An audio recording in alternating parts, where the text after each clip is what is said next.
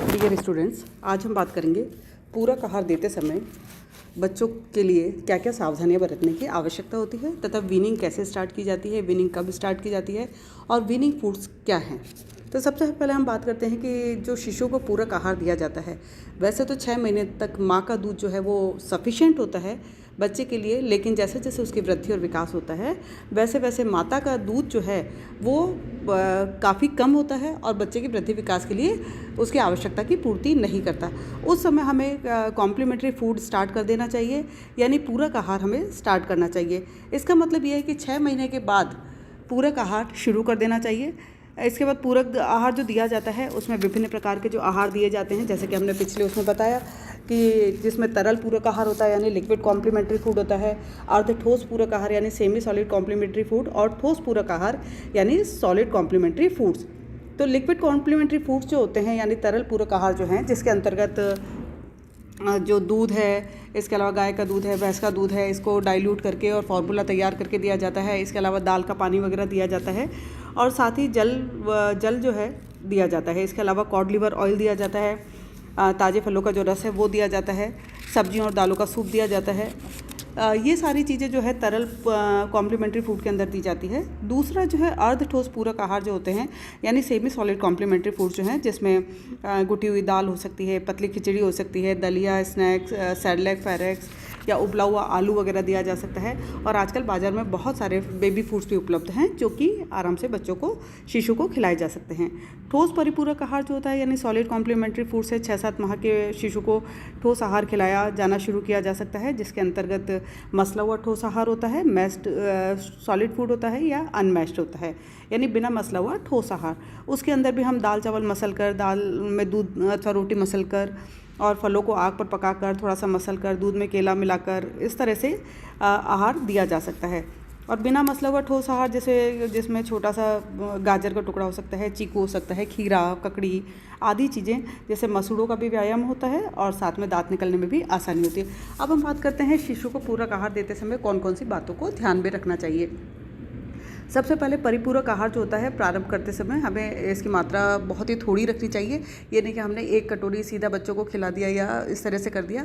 तो हमें जो मात्रा है सबसे पहले बहुत ही थोड़ी यानी 1 टीस्पून 1 टेबल स्पून से उसको शुरू करना चाहिए, ताकि वो बच्चा उसमें टेस्ट डेवलप करे और बच्चा उसको खा सके। इसके बाद आहार प्रतिदिन बदल बदल कर देना चाहिए। एक ही प्रकार के आहार खिलाने से शिशु का मन जो है उसके प्रति ऊब जाता है। तो कभी जैसे दलिया बना करके दिया, कभी खिचड़ी है, कभी सूजी है, पॉरेज है, आदि चीज़ें जो है विभिन्न प्रकार के तरीके से बना करके शिशु को दी जा सकती है। इसके अलावा एक साथ एक समय में कई नए आहार सम्मिलित नहीं करने चाहिए। बच्चा जब एक प्रकार के खाने के प्रति आश्वस्त हो जाए तभी और रुचिपूर्वक खाने लगे तब दूसरा नया आहार भी प्रारंभ कर देना चाहिए। इसके अलावा अगर जब बच्चा भूखा हो तभी नया आहार खिलाना चाहिए, अन्यथा वो उसे नहीं खा पाएगा।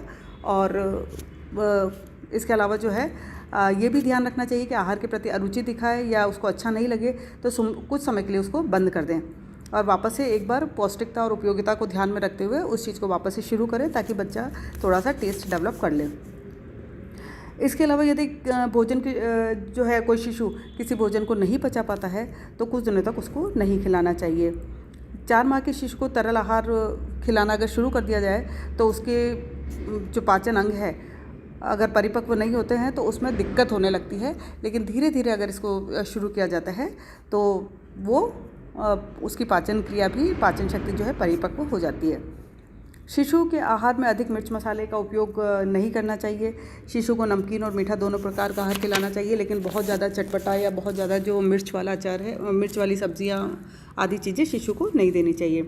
इसके अलावा जो बेबी फूड्स बाज़ार में उपलब्ध हैं उनके स्थान पर हो सके तो ज़्यादातर घर से बना हुआ भोजन खिलाया जाए। इसी तरह से कभी कभी शिशु को अधिक खाने के लिए मजबूर नहीं करें, वह जितनी स्वेच्छा से है उतना ही उसे खिलाएं। बहुत ज़्यादा डराना धमकाना शिशु को तो वो भी ज़्यादा सही नहीं है। इसके अलावा बच्चा खाने के बाद थोड़ी थोड़ी देर बाद कई बार उल्टी कर लेता है या थूक कर बाहर निकाल देता है या किसी भी नए आहार को ग्रहण करने में उसको समय लगता है, तो इस विषय में बहुत ज़्यादा चिंता करने की आवश्यकता नहीं होती है। शिशु को आरामदायक होना, शांत वातावरण में खिलाना चाहिए।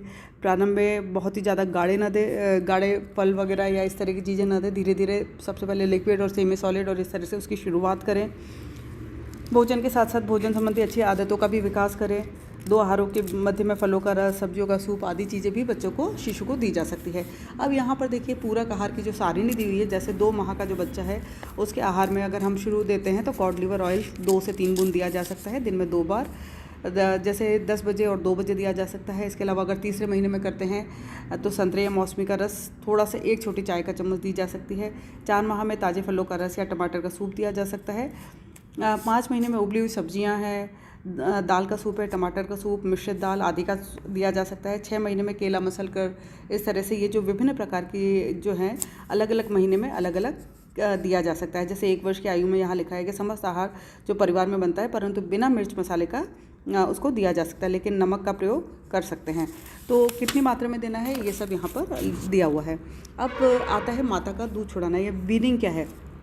यानी कई बार क्या होता है कि बच्चा माँ का दूध पीता रहता है, लगातार पीता रहता है और धीरे धीरे जो है माता का दूध उसकी समस्त शारीरिक आवश्यकताओं की पूर्ति नहीं करता है। तो धीरे धीरे उसमें उसको पूरक आहार जैसे हमने कहा कि शुरू करना चाहिए, लेकिन माता का दूध छुड़ाना काफ़ी हितकर होता है। जब शिशु की लंबाई और वज़न नहीं बढ़ पा रहा हो उस समय उसको ऊपरी आहार देना ज़रूरी हो जाता है। कुपोषित हो, शिशु रक्त अल्पता का शिकार हो गया हो, शिशु की व्रत जो है वो गिर रहा हो, शिशु का पेट माता के दूध से नहीं भर रहा हो, माता कोई संक्रामक बीमारी से ग्रसित हो, ऐसे समय में शिशु को पूरक आहार देना चाहिए और माता का दूध छुड़ाना ही ज़्यादा बेटर होता है।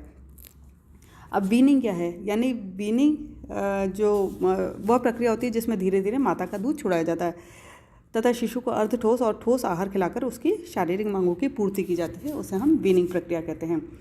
तो 6 महीने के शिशु को पाचन प्रणाली जो है अर्ध ठोस भोजन के पाचन एवं अवशोषण के लायक हो जाती है और वो उसको धीरे धीरे पचाने लगता है और स्वाद में भी उसकी रुचि आने लगती है। तो उस समय हम वीनिंग फूड जो शुरू करते हैं, तो वीनिंग की आवश्यकता क्यों है। वीनिंग की आवश्यकता इसलिए होती है क्योंकि माता का दूध जैसे हमने कहा कि सफिशिएंट नहीं होता है उसके ग्रोथ एंड डेवलपमेंट के हिसाब से, तो हमें ये स्तनपान छुड़ाने की आवश्यकता इस कारण से होती है। इसके अलावा यदि माँ के दूध द्वारा पोषित होने पर शिशु के वजन में समुचित वृद्धि नहीं होती है तो उस केसेस में भी स्तनपान को छुड़ा देना चाहिए। अब स्तनपान छुड़ाने की जो प्रक्रिया है उसके अंतर्गत निम्न बातों पर ध्यान देना चाहिए। जैसे 6 माह की अवस्था में स्तनपान छुड़ाने की प्रक्रिया शुरू कर देनी चाहिए। 6 माह की अवस्था में शिशु को पूरक आहार देना शुरू कर देना चाहिए, जिसमें तरल आहार आदि देना शुरू करना चाहिए। कटोरी चम्मच से पानी व तरल आहार देना शुरू कर देना चाहिए। स्तनपान शन्य शन्य या धीरे धीरे छुड़ाना चाहिए, एकदम से नहीं छुड़ाना चाहिए। और यदि संभव हो तो गर्मी के मौसम में स्तनपान नहीं छुड़ाएं, क्योंकि ग्रीष्म ऋतु में शिशु की पाचन क्षमता थोड़ी सी कम होती है। तो यहाँ पर ये देखा कि हमने विभिन्न कारणों से दूध को छुड़ाना आवश्यक हो जाता है। अब 6 महीने के शिशु के लिए जो यहाँ पर एक दिन की आहार तालिका दी हुई है, जिसमें समय दिया हुआ है, आहार है और मात्रा है। यानी 6 बजे जैसे माता का दूध पिलाया है तो पेट भर कर उसको पिला दें, और 8 बजे है तो ऊपरी दूध जो दिया जा सकता है, जिसके अंदर गाय का दूध है, भैंस का दूध है, बकरी या पाउडर का दूध या माता के दूध के समान बनाकर उसको दिया जा सकता है। इसके अलावा 10 बजे थोड़ा सा मौसमी का रस है, संतरे का रस है। 12 बजे दूध सहित दलिया है, थोड़ा सा पतला दलिया है या मूंग की घुटी हुई दाल है। इस तरह से पूरे दिन का यहाँ पर तालिका दी हुई है, जिसमें पका हुआ केला दूध में मसल कर दिया जा सकता है, अंडे का पीला भाग दे सकते हैं, टमाटर सूप है, सूजी की खीर है। इस तरह से अलग अलग समय पर अलग अलग प्रकार का जो है कंप्लीट फूड बना करके शिशु को दिया जा सकता है, ताकि उसके वृद्धि और विकास जो है वो सही ढंग से हो। तो पूरक आहार को तैयार करते समय जो कुछ महत्वपूर्ण बातें हैं जिसके अंदर हम बात करेंगे, जैसे जो भी भोजन आसानी से उपलब्ध हो उन्हें आहार में सम्मिलित करना चाहिए। ज़रूरी नहीं कि बहुत ही महंगे पौष्टिक भोजन आहार में सम्मिलित किए जाएं। सस्ती सब्जियों को भी या फल जो अवेलेबल होते हैं, सीजनल होते हैं, उनका उपयोग पूरक आहार बनाने में किया जा सकता है। जो भी गाइडलाइंस है शिशु के लिए उनका पालन करना आवश्यक होता है। स्थानीय भोजन की पहले एक सूची तैयार कर लें जो आसानी से उपलब्ध होता है, और आहार तालिका उसी के हिसाब से बनाएं। शिशु को कितनी बार आहार दिया जाना चाहिए उसे भी आहार तालिका बना लें। शिशु को भूलकर भी कई बार क्या होता है कि माँ जो होती है जल्दीबाजी में करके रात को ही भोजन बना करके रख देती है, तो बासी भोजन शिशु को न खिलाएं या ठंडा भोजन जो है वो शिशु को न खिलाएं, क्योंकि उसमें अगर थोड़ा सा भी रोगाणुओं की पनपने की संभावना हो गई है या थोड़ा सा भी इस तरह का डेवलप हो चुका है तो वो शिशु के लिए पाचन के लिए हानिकारक हो सकता है। इसके अलावा जो भी भोजन हो वो एडिक्वेट हो, सफिशिएंट मात्रा में होना चाहिए। फ्रीक्वेंसी का मतलब है कि कितनी बार पूरक आहार दिया जाना चाहिए। जैसे WHO ने यह प्रस्तावित किया कि 6 माह के बालक को स्तनपान के साथ साथ ही प्रतिदिन 2 या 3 बार पूरक आहार देना चाहिए। और 6 से 8 माह का शिशु है तो उसको 3-4 बार पूरक आहार दिया जाना चाहिए तथा स्तनपान भी करवाना चाहिए। अगर 9 से 11 महीने का है तो उसको 3-4 बार पूरक आहार, और 12 से 24 माह का शिशु को 3 से 4 बार पूरक आहार के साथ ही 1-2 बार नाश्ता भी दिया जाना चाहिए।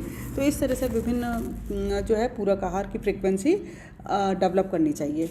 तो ये जो चीज़ें हैं, इसके अलावा हम बात करेंगे अगले उसमें कि पूरक आहार खिलाने संबंधी संभावित समस्याएं क्या होती है और उनके समाधान कैसे किया जा सकता है।